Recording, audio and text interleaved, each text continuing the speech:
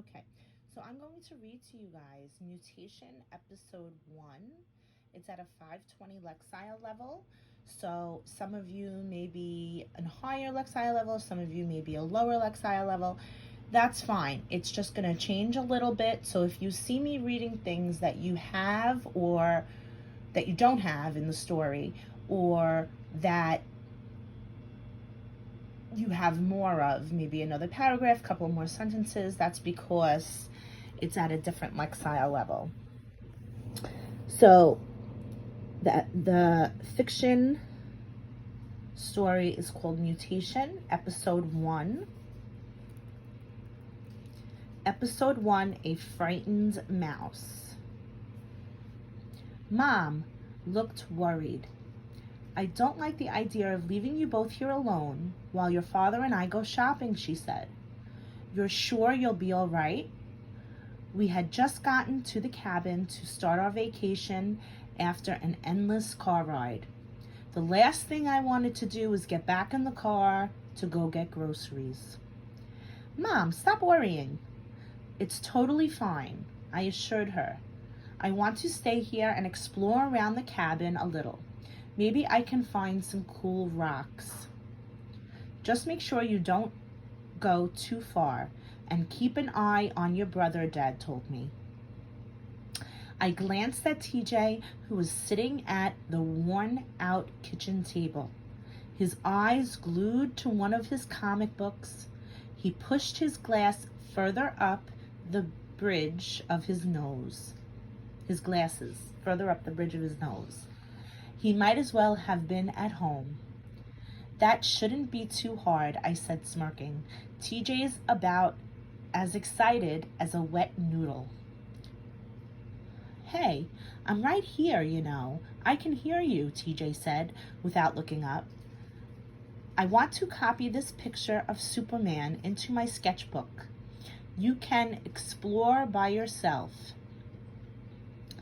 Mom grabbed her keys and dropped them into her purse.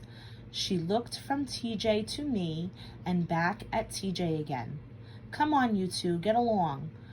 Well, we shouldn't be too long. I watched my parents back out of the gravel driveway and turn onto Podak Road. When my little brother still didn't look up, I frowned. TJ, you've been staring at that comic book. There we go. You've been staring at that comic book ever since the last rest stop. Aren't you finished reading it yet? He shrugged. I like to study the pictures. What do you care anyway? I'm as excited as a wet noodle. Come on, don't be like that, I said, peering out of the window. There's a river on the other side of the road. Want to help me look for some new rocks to add to my collection?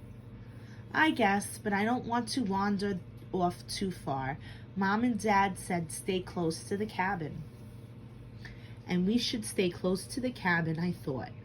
But who knows what close means anyway?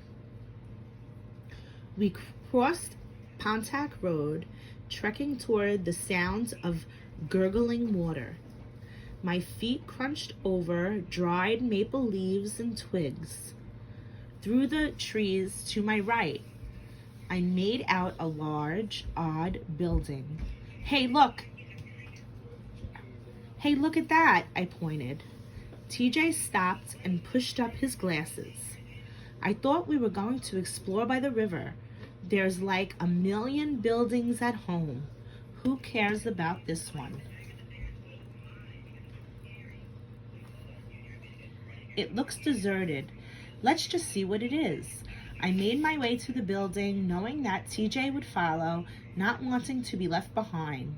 As I got closer, I spotted something purple in a pile of pebbles on the ground behind the chain link fence surrounding the building. Check it out, an amethyst. That would totally make an awesome addition to my rock collection. And look, there's a break in the fence here. Don't even think about going in there, Emmy, TJ warned. Don't you see that sign? I glanced up at the faded letters that read, Mither Laboratories. Danger, keep out. Violators will be prosecuted. Dad's warning about staying close to the cabin popped into my head, but I ignored it. TJ, it will only take a minute for me to get it, and then we'll head down to the river.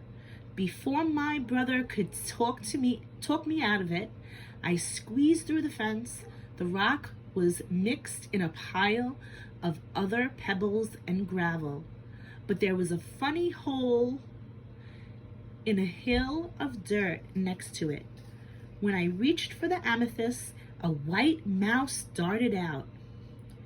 I had no time to react before the mouse bit my finger and scurried back into the hole. Ouch! That hurt! Are you okay? TJ called from the other side of the fence.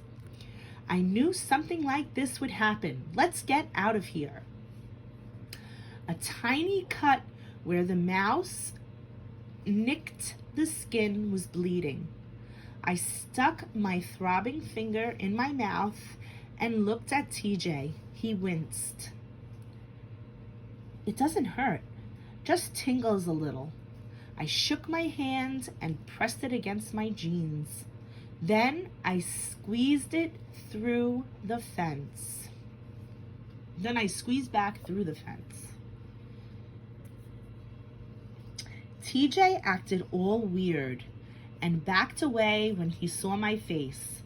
Something's wrong, and we forgot to bring the cell phone. We should get to the cabin and call Mom and Dad. I was about to ask him what for, but instead I blurted out, wait, I don't feel so good. My head is killing me. I rubbed my forehead. Everything seems so bright and loud. I glanced at my brother. You're right. Let's head back. I feel dizzy and nauseous and, why are you staring at me like that? TJ's eyes went wide. Emmy, your face, it's growing fur.